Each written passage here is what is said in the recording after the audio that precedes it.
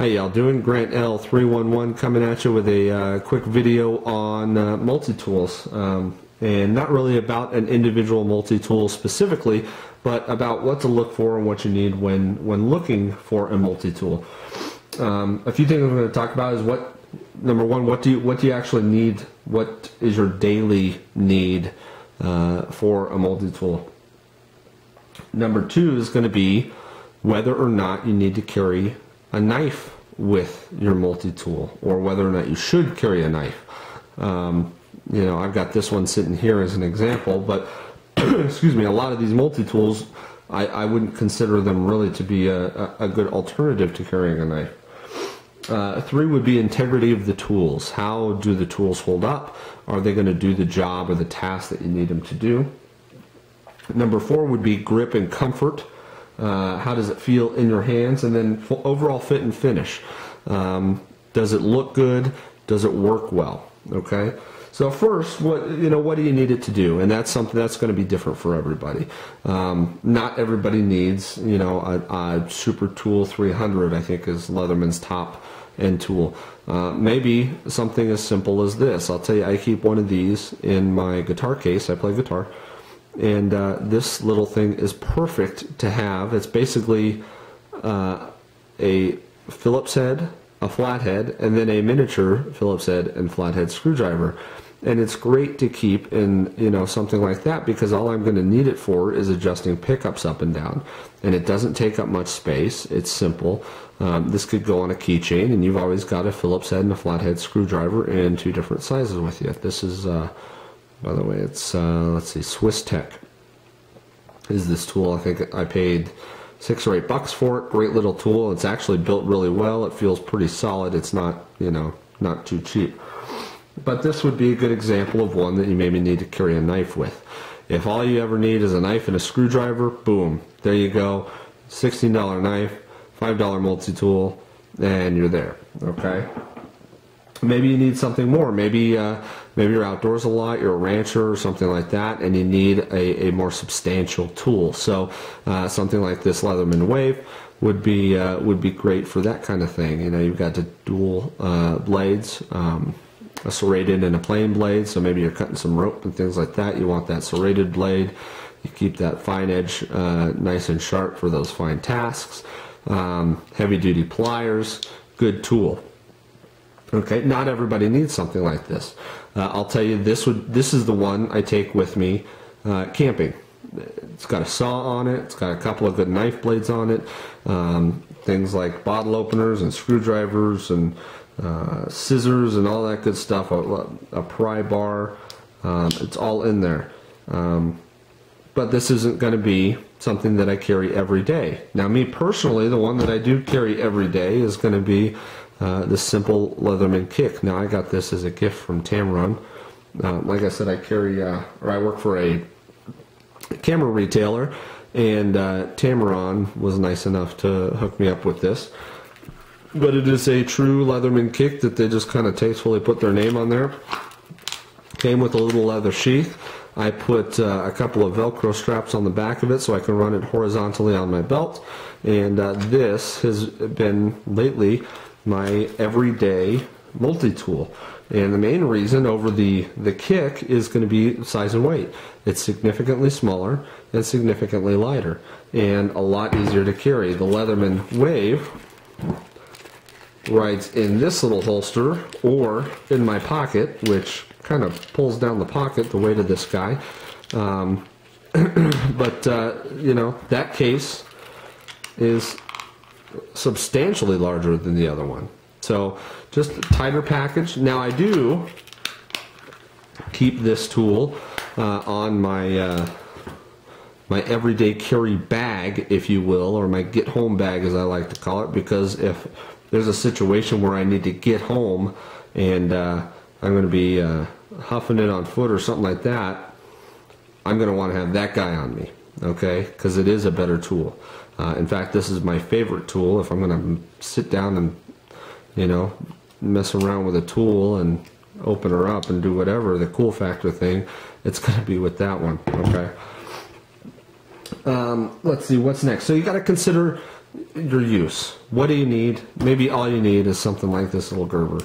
Maybe all you're doing is every once in a while pulling a needle through some tougher fabric, in which case this multi-tool is fine for that.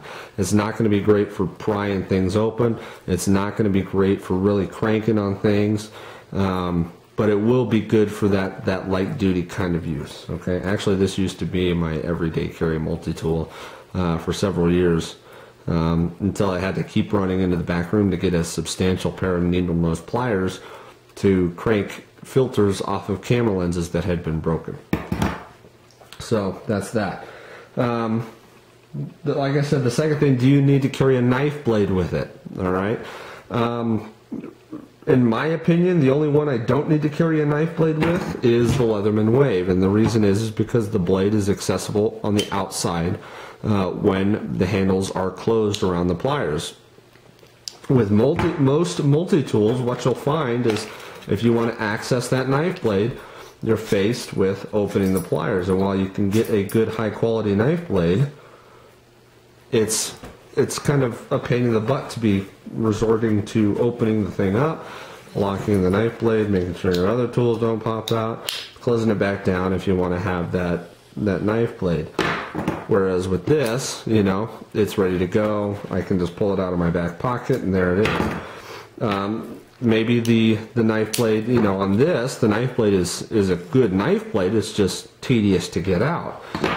With this one, it's not a good knife blade. It's, you know, it's a small, doesn't really hold a great edge. It's about 2 inches long. I don't know. This is probably as sharp as it's ever been, but yeah, it's not going to hold a great edge. So it's not, it's not a replacement for having a good knife. Excuse me. Integrity of tools. Is it going to hold up? I can tell you with the Leathermans, what I have seen in my personal experience is they will hold up. Things like the pliers loosening up at this joint right here over time takes a substantial amount of abuse and work to do that. Whereas something like this inexpensive Home Depot bargain bin special, you know, pretty much comes like that. Okay, is loose, you can hear it. And while it may do, you know, medial tasks just fine, it's not going to last a tremendous amount of time. I do keep this in my bag as well, just as a backup, just in case. And like I said, I think I paid $6 for it. Here's another example. This one actually came in a whole kit, and it came with, or it didn't come with, it has built in a basically a stud there that will accept that little widget, which accepts driver bits, and a whole array of driver bits there. So kind of a handy little thing to have. It's a little bit clumsy, you know, getting to it and setting it all up, but it's a cool thing to have. But this tool also came pretty much out of the box pretty loose. You know, so that's, you get what you pay for in that respect. Another example of integrity of tools is going to be right here. Is it going to hold up? Is it hard enough? If I can show you here, this this little flathead screwdriver I actually twisted over on itself. I don't remember what I was doing, but it, you know, I cranked on something and it just twisted over. This thing, every time I'd use the Phillips head, which I used quite a bit, it kind of, you could feel it kind of twisting in the body, and the whole thing itself twists. Now this, you know, I've really enjoyed this tool, but it's just not tight, okay, like some of these other examples are. 4, is the tool comfortable? I don't know that I'll buy a tool anymore unless I can put my hands on it and grip it, especially with the pliers. Okay, now this one again was a gift. I was fortunate enough to get that one, but it is in fact comfortable. The Wave, is very comfortable to use, especially with the pliers. Okay, they've rounded off all the edges around here, and it makes it comfortable to hold on to. This thing, it like cuts into your hand. These edges right here are fairly sharp, and if you're trying to use those pliers and really crank down on something, tighten a bolt or a nut or whatever, it digs into your hand, and it's not comfortable to use. And I wouldn't want to be using it for any, you know, tremendous period of time. This one's somewhere in the middle. The grip is full and contoured, but the tools stick up over the grip, which kind of defeats the purpose. So they will kind of dig in and rub on your hand in places. But that's going to be pretty important. How comfortable is the tool to actually use? And, you know, something that may be considered is maybe you use it once a week and it's not a big deal if it's tremendously comfortable. But if you're using it, you know, in day-to-day tasks, that would be a big deal. Number 5 is going to be fit and finish. There's no arguing that the fit and finish on these Leathermans is very, very good. Very little play. The steel is always in great shape, you know, consistent steel. I just don't know what else to say. They're built tight. Everything moves like it's supposed to and not where it's not supposed to. These joints right here are always incredibly tight. There's no wiggle from side to side. Things like the knife blades locking up. I mean, it locks up tight, no side to side, no up or down. Same with this guy here. The saw and the file on the outside are the same way. Things like these tools locking in, like so. They lock in tight and they release easy when you hit that release on there. The overall fit and finish is outstanding on these tools. The SOGs I've seen are phenomenal, really tight. The Gerber, it's a great tool. I've got a buddy that's got one that I work with. He loves it, but you know, and I'm talking about the bigger Gerber. I'm not familiar with what the name is off the top of my head, but there's a little bit more of that kind of play in there that I just didn't like, and it doesn't seem to be bothering him, which is fine. That Gerber tool is certainly going to be easier on the wallet as well. That's a big deal. So, but there's something to pay attention to. Overall fit and finish. Does it feel good? Does it feel tight? When you open it up, does it lock in well? Things like that. So, really that's it. Things to keep in mind when looking at multi-tools, or things that I've paid attention to. Oh, I forgot one last thing. The most important thing to have on a multi-tool is going to be light. Yeah, I'm kidding, of course.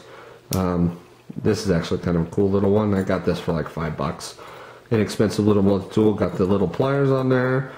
Spring loaded, of course. A knife blade that could be desired. Look at that monstrous thing. 1 inch long. And you know, the outstanding little light. Actually, you know, I could see my wife carrying this in her purse. She probably wouldn't use it much, but when she needed to, she'd probably be glad she had it. So, but yeah, things to keep in mind. Any questions, let me know. Any comments, go ahead and leave them. Hope you enjoyed my my endless ramblings on multi-tools. Thanks, have a good one.